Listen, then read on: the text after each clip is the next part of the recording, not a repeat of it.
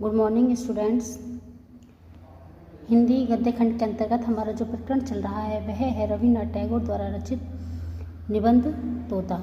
इससे पहले के वीडियो में हमने तोता निबंध की व्याख्या को अच्छी तरह से समझा। आज हम इस निबंध के आधार पर कुछ गद्यांश से संबंधित प्रश्न उत्तर को हल करेंगे। आइए देखते हैं सबसे पहला गद्यांश। दामी पिंजरे की देख रेख में राजा के भांजे बहुत व्यस्त रहने लगे। इतने व्यस्त कि व्यस्तता की कोई सीमा न रही। मरम्मत के काम भी लगे ही रहते, फिर झाड़ू पोंछ और पालिश की धूम भी मची ही रहती। जो भी देखता यही कहता कि उन्नति हो रही है। इन कामों पर अनेक अनेक लोग लगाए गए और उनके कामों की देख रेख करने पर और भी अनेक अनेक लोग लगे। सब महीने महीने मोटे मोटे वेतन ले लेकर बड़े बड़े संदूक भरने लगे। अब जो हमने ये गद्यांश पढ़ा है इससे संबंधित हम प्रश्न उत्तर को देखेंगे। सबसे पहला प्रश्न है, उपर्युक्त गद्यांश के पाठ और लेखक का नाम लिखिए। तो इसका उत्तर आप लिखेंगे कि गद्यांश के पाठ का नाम है तोता और लेखक का नाम है रविन्द्रनाथ टैगोर। प्रश्न 2, रेखांकित अंश की व्याख्या कीजिए।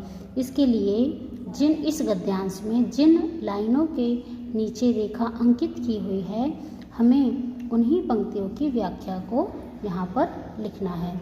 तो इसके लिए हम इसकी व्याख्या को इस प्रकार करेंगे। दामी पिंजरे की देखरेख में राजा के भांजे बहुत व्यस्त रहने लगे। यहाँ दामी पिंजरा इसलिए कहा है क्योंकि पिंजरा किस धातु का बना हुआ था? सोने का बना हुआ था।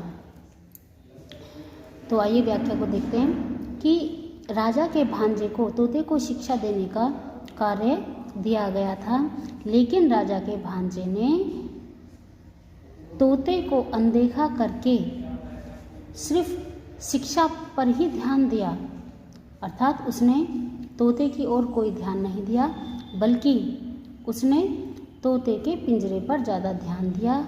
इसके लिए सबसे पहले एक सोने का पिंजरा बनवाया गया और भांजा उस पिंजरे की, दामी पिंजरे क्योंकि कीमत वाला था, सोने के पिंजरे की देखभाल में ही बहुत अधिक व्यस्त रहता था। इतने व्यस्त की व्यस्तता की कोई सीमा नहीं रही और उस पिंजरे की देखभाल में वह बहुत अधिक व्यस्त रहता था। मरम्मत के काम भी लगे ही रहते थे। अब मरम्मत किस चीज़ की? पिंजरे की मरम्मत के काम भी लगे ही रहते थे। फिर झाड़ू पोंछ और पॉलिश की धूम भी मची ही रहती थी। अब झाड़ू पोंछ और पॉलिश किसकी? वो भी पिंजरे की, कि पिंजरे को ही झाड़ना पोंछना और पिंजरे पर पॉलिश करना, बस यही कार्य चलता रहता था। जो भी देखता यही कहता कि उन्नति हो रही है। जो भी देखता, क्या देखता? जो भी पिंजरे को देखता तो यह कहता कि बहुत उन्नति हो रही है, और उन्नति भी किसकी? पिंजरे की। अर्थात जो भी पिंजरे को देखता यही कहता कि पिंजरे की बहुत उन्नति हो रही है।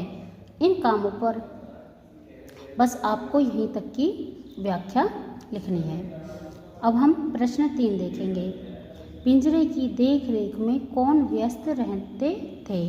तो इसमें आप लिखोगे कि पिंजरे की देख रेख में राजा के भांजे बहुत व्यस्त रहते थे और भांजे के अलावा अन्य लोगों को भी पिंजरे की मरम्मत, देख रेख आदि का कार्य दिया गया था। वे सभी पिंजरे की देख रेख में व्यस्त रहते थे। अब हम गद्यांश 2 को पढ़ेंगे।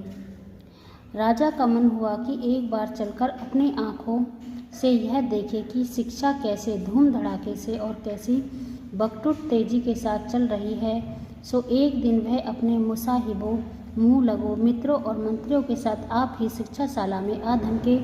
उनके पहुँचते ही ड्योढ़ी के पास शंख, घड़ियाल, ढोल, ताशे, खुर्दक, नगाड़े, तुरहियाँ, भेरियाँ, दमामे, कांसे, बांसुरियाँ, झाल, करताल, मृदंग, जगझंप आदि आप ही आप बज उठे। अब इसमें हम सबसे पहले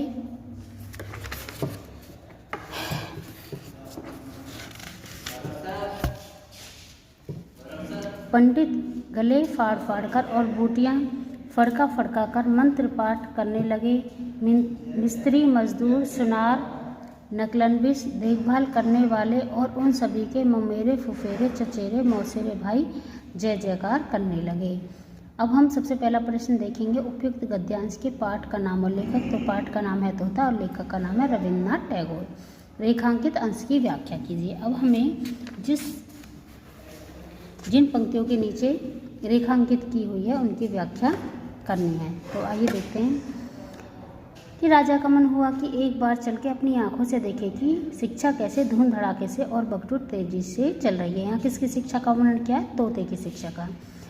तो राजा ने एक बार सोचा कि स्वयं अपनी आंखों से ही तोते की शिक्षा देने की प्रक्रिया को देखना चाहिए कि तोते को शिक्षा देने का कार्य किस प्रकार से धूम धड़ाके से और किस प्रकार बगटूट तेजी यानी कि रफ्तार से बहुत अधिक तेजी के साथ किस प्रकार तोते को शिक्षा देने की प्रक्रिया चल रही है। सो एक दिन वह अपने मुसाहिबों, मूलगों, मित्रों और मंत्रियों के साथ आप ही शिक्षाशाला में आधम थे। तो एक दिन राजा अपने मिलने जुलने वालों और अपने मित्रों और जिनसे ज़्यादा वार्तालाप राजा का होता था उनके साथ और अपने मंत्रियों के साथ शिक्षाशाला में पहुंच गए। उनके पहुंचते ही ड्योढ़ी के पास संग, घड़ियाल, ढोल, ताशे, खुर्दक, नगाड़े, तुरियाँ, भेलियाँ, दमामे, कांसे, बांसुरी, झाल, करताल, मृदंग, झम आदि आप ही आप बज उठे। या आप ही आप का मतलब ये नहीं कि वो स्वयं ही बज उठे थे, बल्कि ये था कि राजा को देखते ही वहाँ पर स्थित जो भी पिंजरे की देखरेख के लिए और तोते की देखरेख के लिए जो व्यक्ति नियुक्त थे उन्होंने राजा को देखते ही राजा के स्वागत के लिए इन सभी वाद्य यंत्रों को बजाना शुरू कर दिया था ताकि राजा खुश हो जाए। बस आपको यहीं तक की पंक्ति की व्याख्या अपनी नोटबुक में लिखनी है। अब हम अगला प्रश्न देखेंगे। राजा को देखकर पंडित क्या करने लगे थे? तो राजा को देखकर पंडित गले फाड़ फाड़ कर और बूटियाँ फड़का फड़का कर मंत्र पाठ करने लगे थे। अब हम तीसरे गद्यांश को देखेंगे। तोता दिन भर भद्र नीति के अनुसार अधमरा होता गया। अभिभावकों ने समझा कि प्रगति काफ़ी आशाजनक हो रही है, फिर भी पक्षी स्वभाव के एक स्वाभाविक दोष से तोते का पिंड अब भी छूट नहीं पा रहा था। सुबह होते ही वह उजाले की ओर टुकुर टुकुर निहारने लगता और बड़ी ही अन्याय भरी रीति से अपने डैने फड़फड़ाने लगता था। इतना ही नहीं, किसी किसी दिन तो ऐसा भी देखा गया था कि वह अपनी रोगी चोंचों से पिंजरे की सलाखें काटने में जुटा हुआ है। पाठ का नाम तोता और लेखक का नाम रविन्द्रनाथ टैगोर। रेखांकित अंश की व्याख्या कीजिए। व्याख्या को आप इस प्रकार लिखेंगे, क्योंकि तोते पर बहुत ही बुरी तरह से अत्याचार किया जा रहा था।